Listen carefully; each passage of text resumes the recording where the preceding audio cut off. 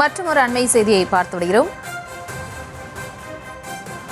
கீழடி அகழாய்வு முடிவுகளை மத்திய அரசு வெளியிட மறுப்பதை சுட்டிக்காட்டி முதலமைச்சர் மு.க.ஸ்டாலின் கேள்வி ஒன்றை எழுப்பியிருக்கிறார். எத்தனை தடைகள் நம் தமிழினத்துக்கு என்று அவர் கேள்வி ஒன்றை முன்வைத்திருக்கிறார். விவரங்களோடு இணைகிறார் எமது செய்தியாளர் பாரி கார்த்திக். வணக்கம். மேலும் விவரம். வணக்கம். மாவட்டம் கீழே பல்வேறு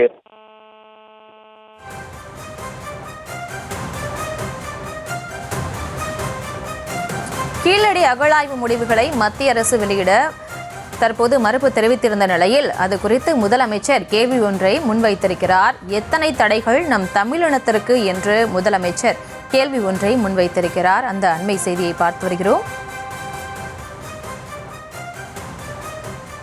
எத்தனை தடைகள் நம் தமிழினத்துக்கு, அத்தனையையும் ஆயிரம் ஆண்டுகளாக எதிர்த்து போராடி அறிவியல் துணை கொண்டு நம் இனத்தின் தொன்மையை நிறுவி வருகிறோம்.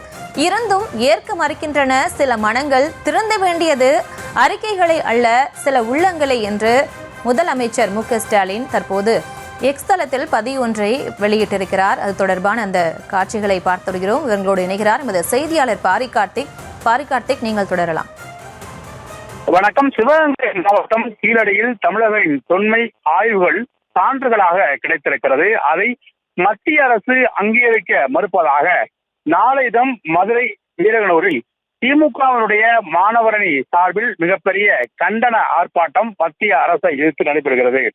இது குறித்து தமிழ்நாடு முதலமைச்சர் திரு மு.க.ஸ்டாலின் அவர்கள் தனது எக்ஸ் பக்கத்தில் இருக்கும்போது எத்தனை தமிழினத்தில் இருக்கிறார், அத்தனையும் ஆயிரம். விவரங்களுக்கு நன்றி பாரி கார்த்திக்.